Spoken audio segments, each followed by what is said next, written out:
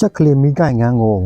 ဖွဲခင်းနဲ့ကင်နာပိုကောင်းလားဖွဲမခင်းပဲကင်နာပိုကောင်းလားဆိုပြီးတော့ကျွန်တော်ငယ်တယောက်မေးထားလို့ပေါ့နော်ကျွန်တော်ဒီပြောရမယ်ဆိုရင်တော့ကုန်းချန်တွေကဖွဲခင်းတယ်ရေချန်ကဖွဲမခင်းကြက်မိကိုင်နေဆိုတဲ့ဟိုကကျွန်တော်ဒီလိုက်ကတွေကအလုံးပိတ်ရတာရေချန်မှာကြတော့အောက်ကဖွဲမခင်းရင်လေသူကကြက်ချီတွေအဲ့ကြမ်းကင်းမှာကတ်နေလို့ဆိုရင်တကန်းကတ်ပြီးတော့ရေဆေးချလိုက်လို့ရတယ်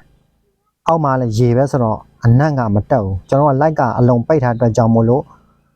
ဘယ်လိုပြောမလဲဒီကြက်ချီအနံ့ကိုရေချန်သမားတွေရဲ့အာတာချက်ကဆေးချလို့ရတယ်အနံ့မရှိဘူးကုန်းချက်မှာကြတော့အဲ့လိုဆေးချလို့မရအောင်ဖွဲကင်းမကင်ပဲနဲ့အဲ့လိုကြမ်းကင်းမှယူရဲလွတ်ထားမယ်ဆိုလို့ရှိရင်ကြက်ချီကတော့ရှိမှာပဲဆိုတာကကျွန်တော်တို့ဘယ်လိုပြောမလဲလိုက်ကအလုံးပိတ်ထားတဲ့အတွက်ကြောင့်မို့ဒီကြက်ချီအနံ့တွေကယုံထဲမှာတအားနံ့သွားမှာရေဆေးချပြန်လဲအောက်မှာမြေကြီးဆိုတော့အဆင်မပြေဘူး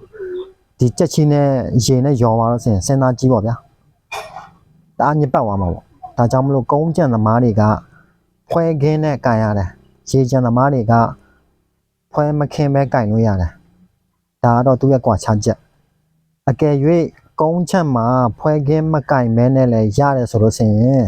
စမ်းကြည့်ကျွန်တော်ပြောတာဖွဲခင်းကင်တတုပ်ဖွဲခင်းမကင်တာတတုပ်ဘယ်ဟာပိုကောင်းလဲဆိုပြီးတော့စမ်းကြည့်လို့ရတယ်ကျွန်တော်ပြောတာမယုံရင်ဒါဆိုရင်တော့အဖြစ်တိသွားလိမ့်မယ်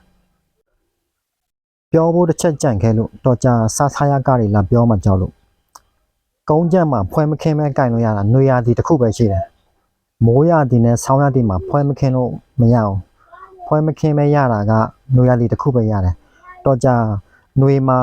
ဖွဲမခင်းမဲကင်ပြီးတော့ရတယ်ပြောမှကြောက်လို့